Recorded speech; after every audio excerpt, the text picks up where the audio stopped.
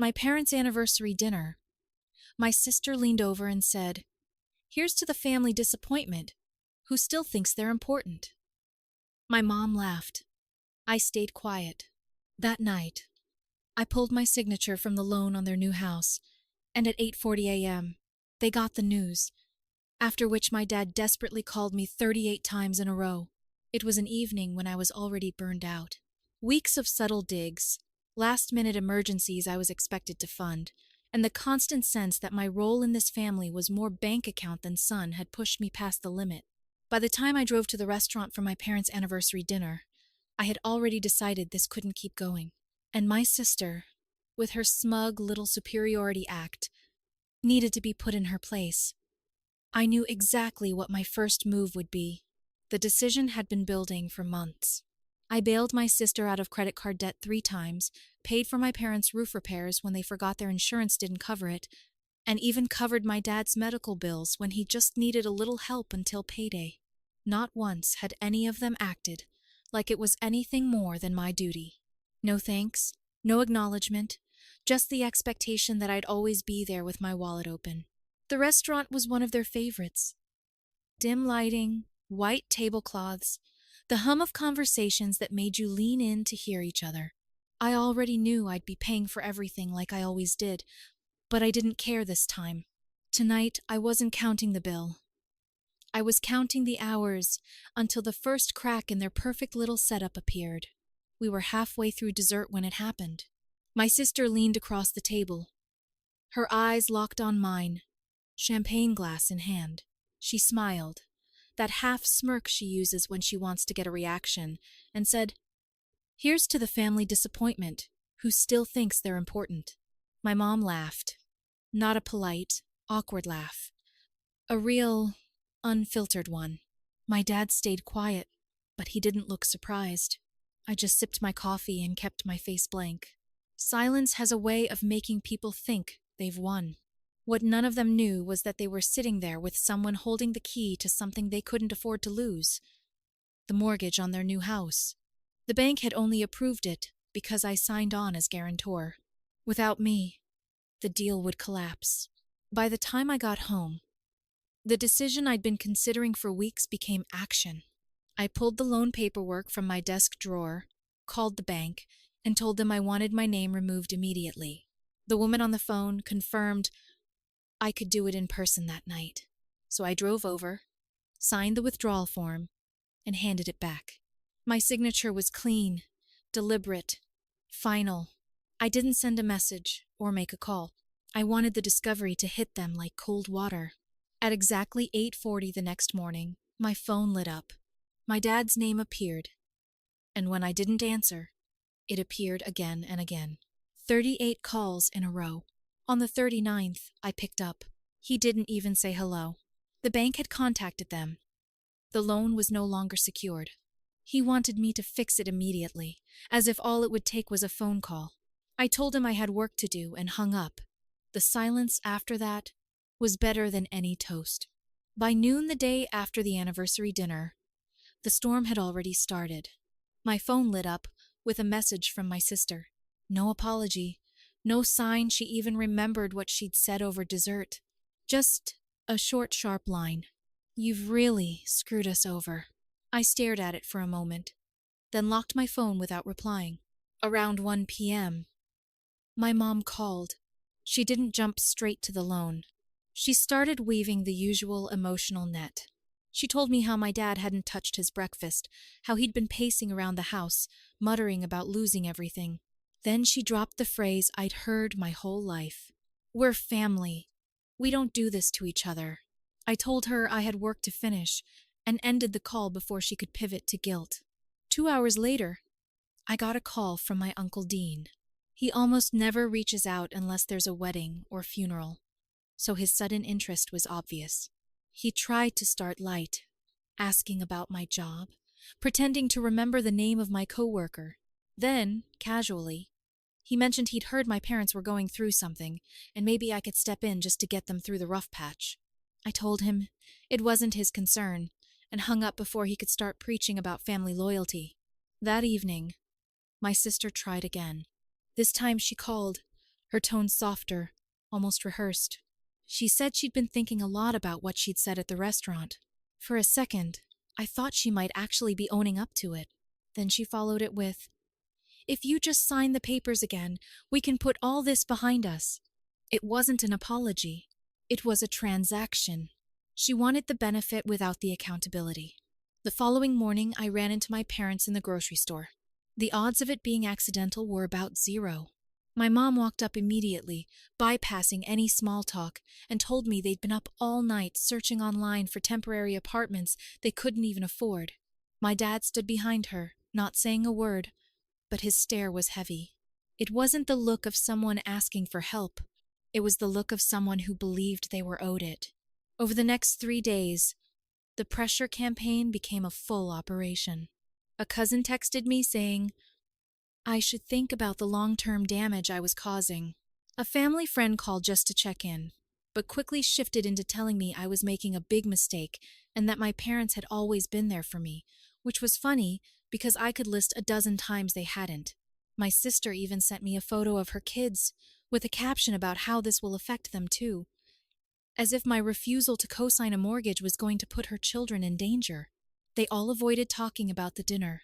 No one mentioned the toast or my mom's laugh. They skipped straight to the problem I'd created, twisting it so it sounded like I was sabotaging them out of spite, not drawing a line they had crossed one too many times. I stayed quiet through all of it. I didn't explain. I didn't argue. Every unanswered call, every ignored text, seemed to make them more frantic because they still didn't know I wasn't finished. By the 4th day, it was clear they thought time was on their side. My phone had turned into a revolving door of calls and texts, sometimes from them directly, sometimes from people I hadn't spoken to in years.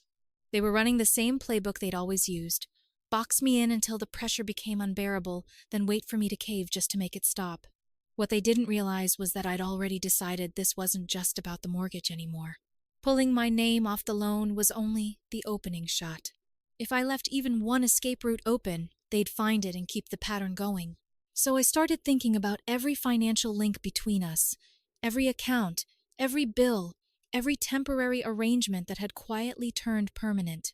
That's when I remembered the joint account. Years ago, it had been pitched as a backup plan for family emergencies. I was in my early 20s then, still buying into the idea that helping them was part of my role as a good son. But over time, the withdrawal started. 50 here, 100 there, always small enough to avoid setting off alarm bells. I'd been watching the activity for months now, tracking how the money never went toward actual emergencies. Half the time, it was restaurants, weekend trips, or gifts for people I barely knew. I went to the bank after work that night. No calls, no warnings, no explanations. Just a quiet walk to the counter and a request to close the account. The teller was polite, asked if I wanted to keep it open in case I changed my mind. I told her there was no chance of that.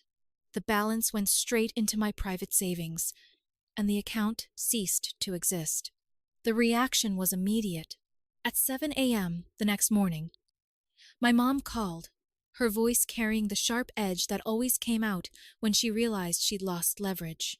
She didn't bother pretending she didn't know. She just asked why the account was suddenly empty and if I had any idea how much harder I just made things for them. I said I knew exactly what I'd done. Then, I ended the call.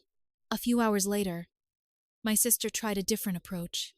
She showed up at my apartment without warning, holding a folder thick with mortgage documents.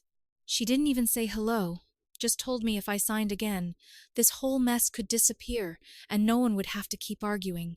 When I told her I wasn't interested, she shifted instantly from fake concern to irritation. At one point, she actually wedged her foot in the door so I couldn't close it.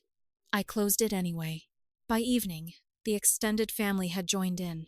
My cousin sent a long message about how I was damaging relationships that took a lifetime to build. An aunt I barely knew called to tell me she was disappointed in me. A family friend tried to guilt me by saying my parents were too proud to admit how badly they needed me, which was absurd considering they'd spent the past week telling everyone exactly how badly they needed me. They all kept talking about what I was taking away from them. Not one of them talked about the years I'd already given. That night, Sitting in my apartment, I realized something. They still didn't believe this was permanent. They were treating it like a tantrum, something I'd eventually get over when I had made my point. They thought they just had to outlast me. But this wasn't about winning an argument anymore. This was about breaking a cycle and making sure it stayed broken.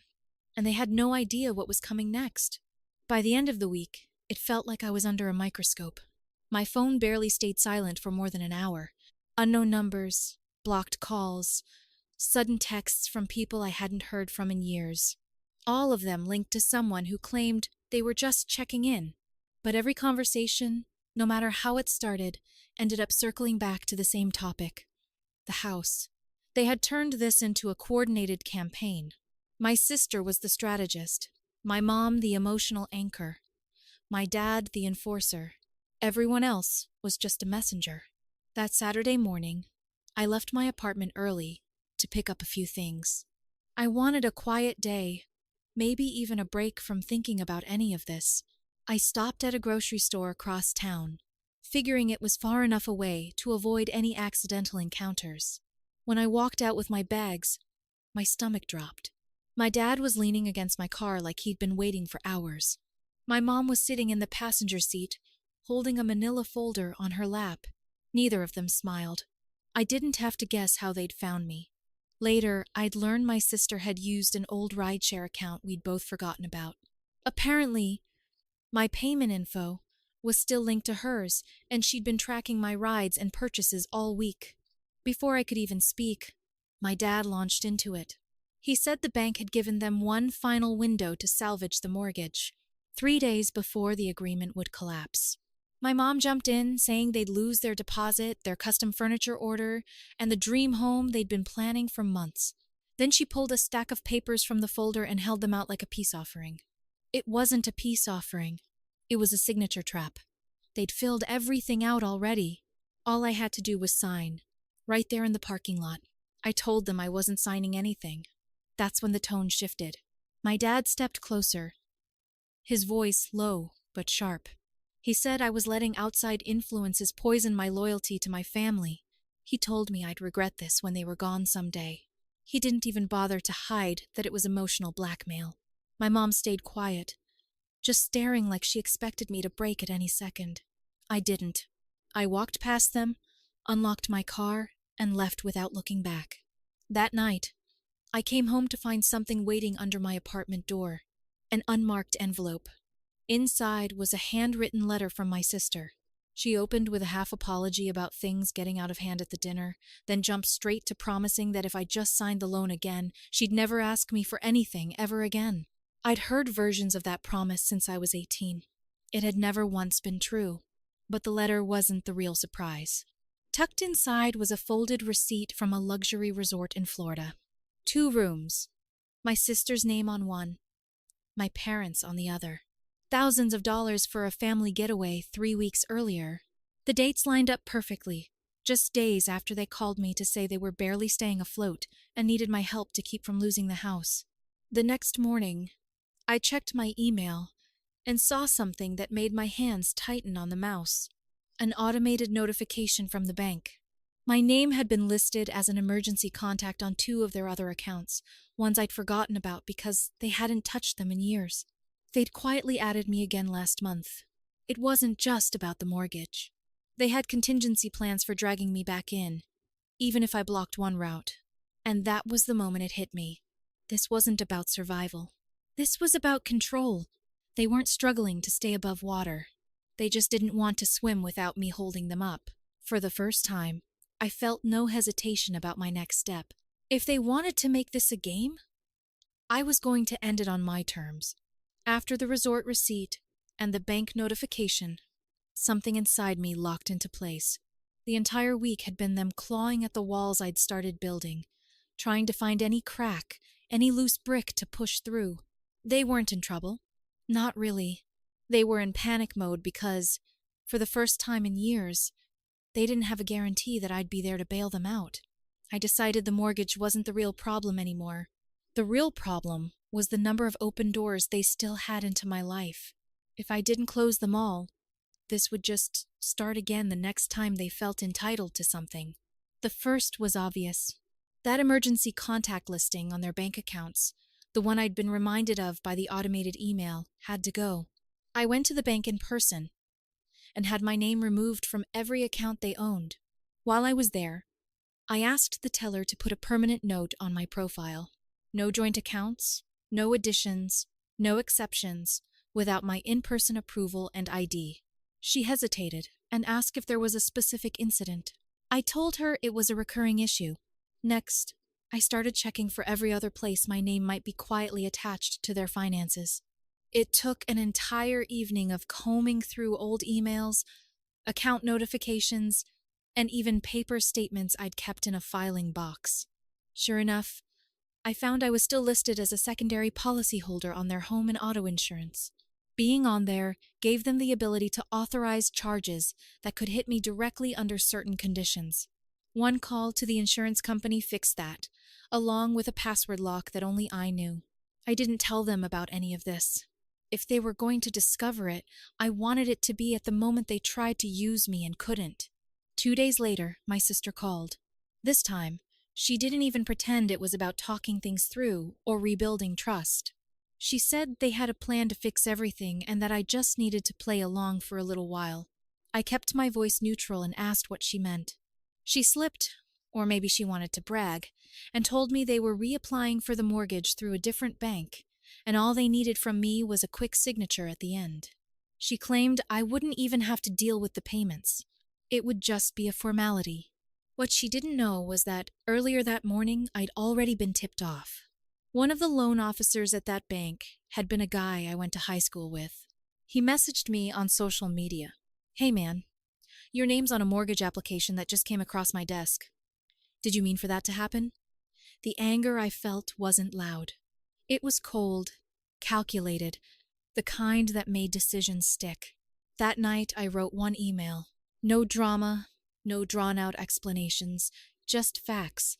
I sent it to my parents, my sister, and every relative who had called, texted, or accidentally bumped into me since this started.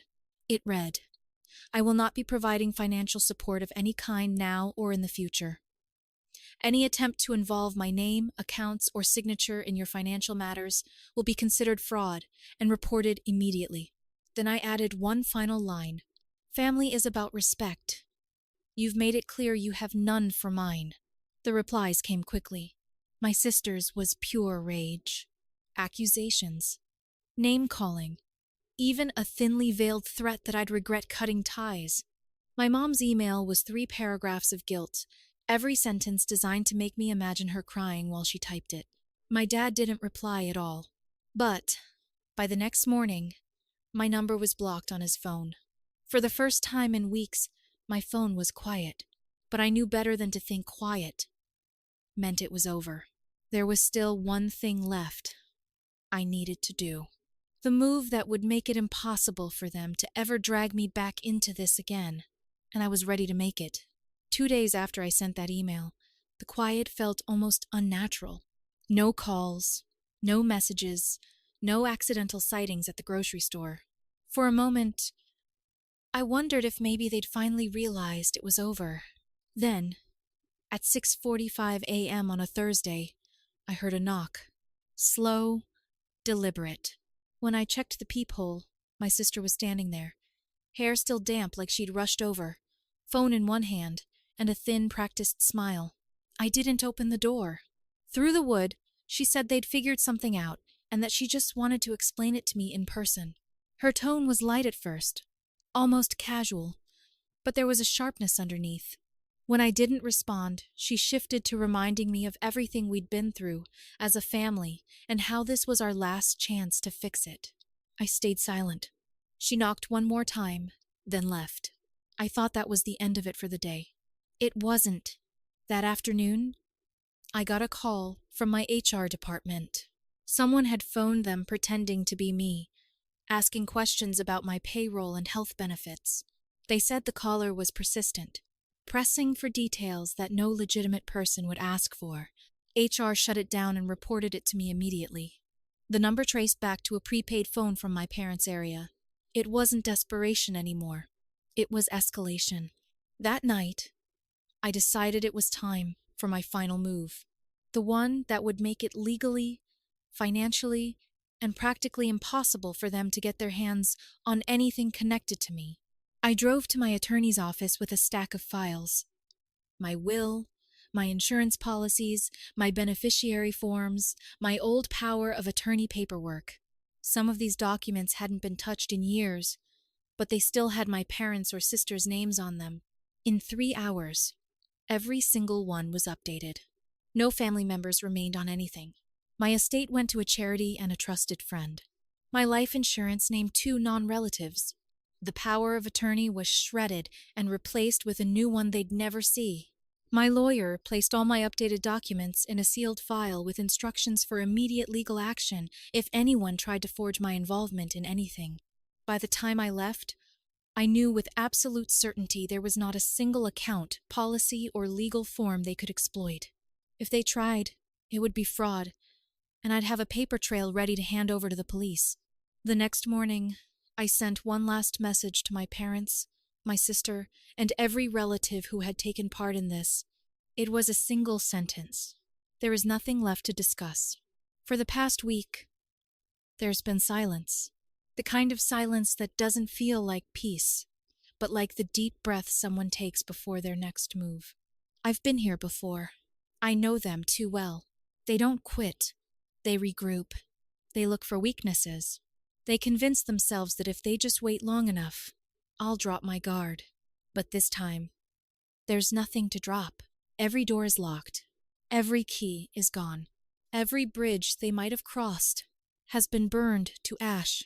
So when the day comes, and I know it will, when they try again, I won't be the one scrambling for answers. I'll be the one writing the update, and it won't be the ending they're hoping for. Final update. It's been 6 months since I sent that single line to my family. There is nothing left to discuss. For weeks after that, there was total silence. No calls, no texts, no strange coincidental encounters. It was like the air had finally cleared. I started to believe maybe they'd finally accepted reality, that the financial leash was cut, and I wasn't putting the collar back on. Then, 2 weeks ago, the silence cracked. I got a voicemail from an unfamiliar number. My dad's voice was on the other end, thinner than I remembered, telling me it was urgent that I call him back. He didn't explain why, and I didn't need to hear the rest.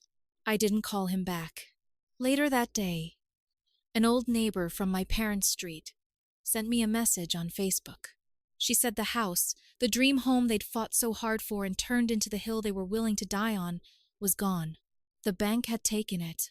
From what she told me, the loan had unraveled months ago. After I pulled my name from the mortgage, they'd scraped together just enough to keep it afloat for a little while, probably hoping I'd cave.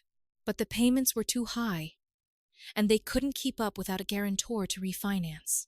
In desperation, they tried renting it out to cover costs, but the tenants were late on payments and eventually bailed mid-lease. That was the last straw for the bank. It gets worse for them. Apparently, my sister had stepped in with her own solution. She'd taken out a personal loan to help with the mortgage after the collapse. She told the lender she had a stable income, which wasn't exactly true. And when she couldn't keep up, the lender came after her. She sold her car to make a few payments, but the debt just kept growing. Her credit score plummeted into the low 500s. The same sister who mocked me at the anniversary dinner now can't even co-sign for a basic apartment lease. My parents ended up moving into a cramped rental on the other side of town. The same uncle who lectured me at the start of this mess about family loyalty is the one who covered their deposit. According to another cousin, he's already regretting it because my parents have been late with the rent twice in 4 months. The final piece fell into place last week. My lawyer forwarded me a letter from one of the banks they'd gone to after the first mortgage collapsed. They tried applying for another loan. And, once again, they tried listing me as a guarantor without my knowledge. My standing fraud warning and the updated legal paperwork I put in place months ago triggered the bank's fraud department. Within 24 hours, the application was dead, and the bank formally blacklisted them from future loans. And that was it. No more angles. No more backup plans. No more ways to drag me back into their mess. I didn't have to confront them. I didn't have to block their numbers again. I didn't even have to speak to them. The weight of their own choices crushed them without me lifting a finger. Now there's nothing left. No strange calls. No holiday gatherings. No subtle digs while I pick up the check. Just absence. A complete severing. People think that kind of ending comes with guilt. That you'll lie awake at night, replaying the what-ifs and wondering if you should have done more. But here's the truth. I feel lighter than I have in years. The constant, low-level tension, the unspoken expectation that I'd always be there to fix things, it's gone. They're left with the consequences they created, and I'm left with peace. They've run out of moves, and I've run out of reasons to care. Sometimes I catch myself thinking about that night at the anniversary dinner, the champagne glass in my sister's hand, my mom laughing, my dad staying silent. I used to replay it with anger. Now I see it differently. That was the moment they told me exactly how they valued me, and I finally listened. Friends have asked if I'd ever let them back into my life. I tell them the truth, not in the way they want. I can be civil if paths cross someday, but the Bank of Alex is permanently closed. Respect has an account balance too, and they overdrew it years ago. Maybe one day they'll see what they lost, but by then, I'll be too far ahead to hear them.